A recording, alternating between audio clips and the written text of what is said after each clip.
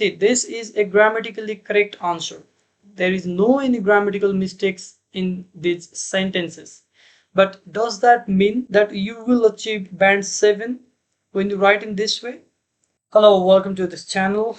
In this video, we'll talk about IELTS Writing Task 1 and especially about complex structures. This video is presented by Zavaf Test Preparation Center. Let's move forward. So what students think is in IELTS writing tasks, you just need to write grammatically correct sentences and you will achieve band 7 and above. But that is not the case here. In IELTS writing task 1 requirements, you have 4 parameters here. The first one is task achievement. The second one is coherence and cohesion. That means clarity, logical sequencing of the sentences, and cohesion means link. The next one is lexical resource, that means vocabulary, and the next one is grammatical range and accuracy. So what you need to understand is it is not only about grammar, it's about grammatical range. That means how many sentence structures can you write, how many variety of complex structures can you write, and if you can use advanced punctuation, even if you use common punctuation signs, if you can use it correctly. It is about range and accuracy, and it's not only about grammar. So in this video, I'll talk about complex structures. I'll talk about 2 complex structures that you can use in your answer. I will not talk about task achievement. I will not talk about coherence and cohesion, and I will also not talk about lexical resource because I need some contents for my other videos, right? Okay, now let's go and see how you write your answer. But before that, this is an official band descriptor presented by IELTS, and here you can see that for band 7, here you have band 7. In this grammatical range and accuracy, it says that you need to use a variety of complex structures. You need to have a good control of grammar and punctuation, and also for vocabulary they talk about flexibility and precision. Okay, so flexibility means you need to use synonyms, and even if you use the same word, can you use it in a different form? Precision means using the right word in the right place. So this is not just about using fancy words. Okay, now this is how you write your answer. Here, this is the answer for this line graph. This line graph is about tourists in Pokhara, Kathmandu and Dharam, and it's measured in thousands, right? This 10 means 10,000, 15 means 15,000, 20,000, 25,000. So these are the number of tourists in these 3 different cities. Now this is how you write your answer. The number of tourists in Pokhara was 10,000 in 20,000. The tourists increased and exceeded 20,000 in 2015. However, it subsequently decreased. It reached 9,000 in 2020. See, this is a grammatically correct answer. There is no any grammatical mistakes in these sentences. But does that mean that you will achieve band 7 when you write in this way? You will not even achieve band 6. So there is a problem in this answer. There are lots of simple sentences here. We find one compound sentence. This is the second sentence, and the good news is compound sentence is considered as complex sentence in IELTS. But only using this sentence form, this sentence structure is not sufficient for you to achieve band 7 and above. That's why I'm going to give you 2 advanced way of writing your answer. So do not write it in this type of simple sentences, because for band 7 I already showed you before that you need to write in complex sentences, and there must be a variety of complex sentences. Yes, here it is, variety of complex structures, right? Complex structures.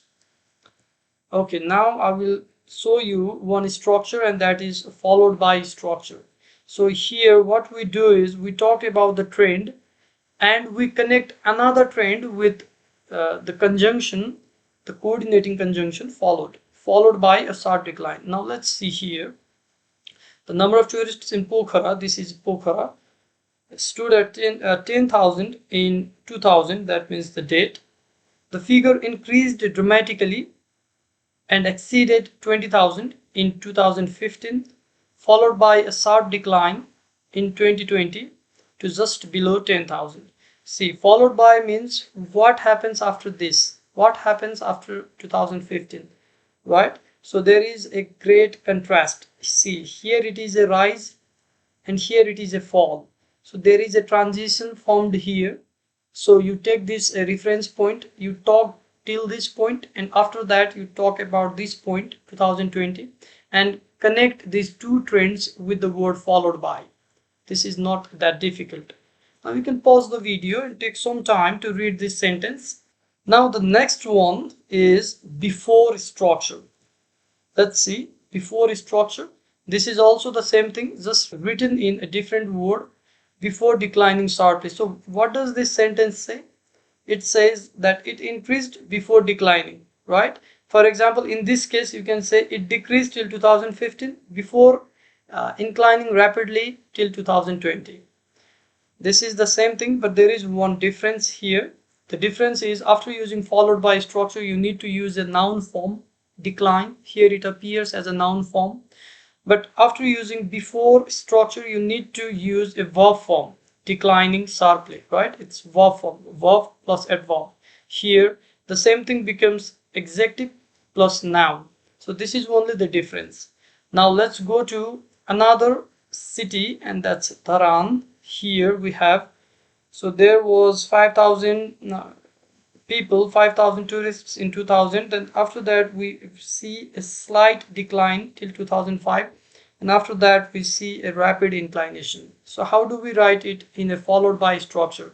You can try it by yourself. So let's see.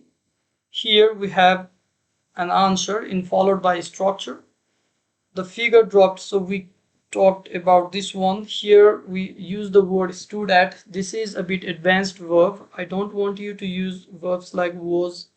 Okay, so there are more advanced verbs. I will talk about these verbs in other videos. Now let's continue. The figure dropped slightly. So the figure, I didn't want to repeat the word number, that's why I used a different word, and that is a figure.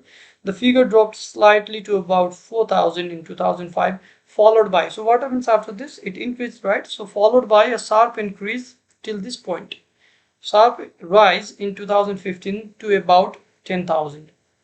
So this is not precisely 10,000, this is near 10,000. That's why we need to use words like about, approximately, around, and these are called precision markers. So precision markers are also one of my contents. So you may have understood that I'm going to make a talk about precision markers in another video. Now let's see the same thing in before structure. Here we talked about the same thing, but we use the word before rising sharply. So the difference is followed by plus adjective and noun, before plus verb and adverb. That is only the difference. These are two advanced sentence structures that you can use in your writing task 1. So you can pause the video here and read the answers if you need. And let's end this class here, but before that, let's talk about 3 most important points that we learned here. The first one is IELTS is writing task 1 is not only about grammar, it's about grammatical range and accuracy. It's not about using fancy words, but use the word that you know, put it in the correct place, and use some synonyms. And it's also about grabbing the opportunity. There are lots of free stops on the internet. So there is one website here, myzawaf.com, where you will find a free ebook, IELTS Speaking Part 1. And this part talks about the 7 types of questions asked in Speaking Part 1 and all the techniques that you need to use while answering. So you can go to the website and grab this book immediately. I will see you in the next video. Thank you so much.